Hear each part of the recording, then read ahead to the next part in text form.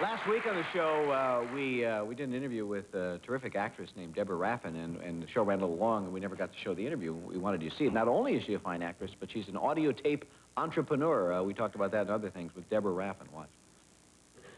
I'm very fortunate. My husband and I have a company called Dove Books on Tape, and we started it 3.5 years ago as a hobby, and now it's grown. And now you're a mogul. Yeah, right, exactly. How'd that happen? You just sitting around saying, I'm tired of reading, let's listen? Well, for many years, my husband and I would buy them in Europe and listen to them, and then he has an uncle who's partially handicapped, and we would send them to him, and we admired the medium. And then one day, Michael was playing backgammon with a friend of ours, Sidney Sheldon. And the stakes got very high, and Michael won. I mean, how high? Well, let's talk about high stakes between your husband and Sidney Sheldon. $1,000 here. Really? We're talking about it. They had no idea. I mean, it was the fuzz could have burst in at any moment. Yeah, exactly. We were very lucky. I mean, had they broken in, we would not have started our company. No, you'd be in prison now. Absolutely. Geraldo would be interviewing you instead of me. I'd be in Geraldo, exactly. Be the story of the week, National Enquirer. Yeah. No, but Sidney lost. Sorry, Sidney. And Sidney insisted that Michael take the money. And so we decided that that would be the beginning of our company, and Sidney would be a partner. And have you and that's how we started. Is Sidney still part of this? He's still part of it, still a friend, even though I'm telling the story on national television. He needs the dough. That's right. And it's been wonderful. We have now over 200 titles, and it's... Who records the book? I mean, do the authors themselves record their own books sometimes? Well, in some cases, we've had Howard Cosell read his own book, which was amazing, actually. He read it in about 4 hours, which is phenomenal. Listening to Howard Cosell for 4 hours? Yeah.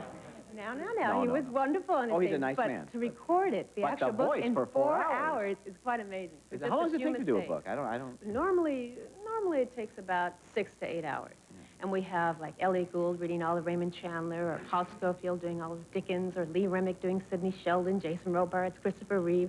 Wonderful readers, Amy Irving, and from the popular pieces to the classics. Sure, it's right here in Southern California. We're on the freeways all the time. It's fantastic. It fills up the time. Well, enough books. Enough books? Yeah, enough. No, wait, actually, I have one other book I want to talk about. Yes. My husband and I are putting together, or I'm putting together as well, a book called Sharing Christmas, which is a Warner book, not a book on tape. It's a book. It's a book for this Christmas, 1990, and I'm very proud because I've gotten a wonderful response from people who are participating in the book. It's a book I'm compiling, and the theme of it is, when you think of the holidays, what do you think of?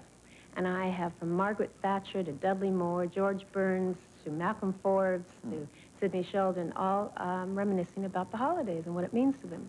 And the proceeds, my proceeds, will go to the homeless, to a fund that will benefit the homeless.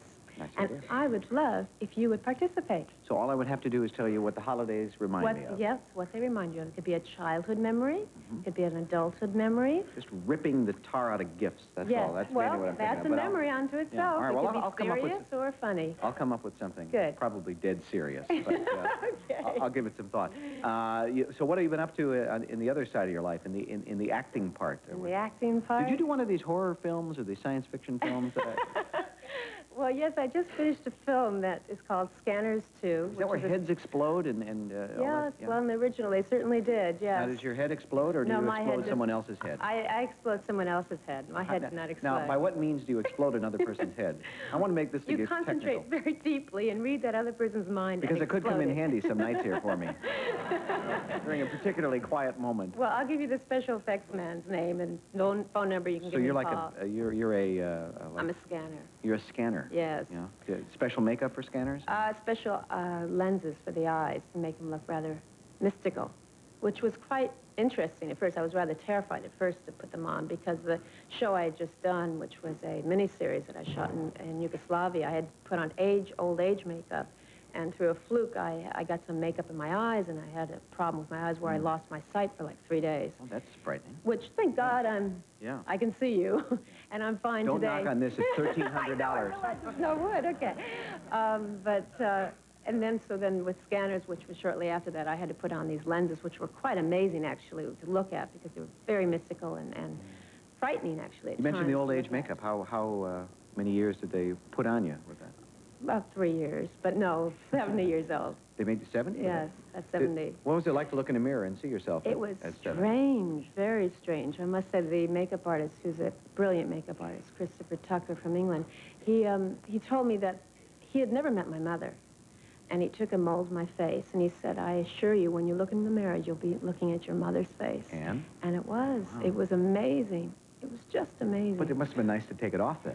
It was great to take it off. It took 4 hours to put on and about 4 hours to take off. So it was particularly nice to take off. Well, good luck with all that, and the books Thank you. which continue Thank to you. go. And I will provide some material for you. Okay. And if you promise it'll be published. I promise. All And right. how about reading a book on tape for us?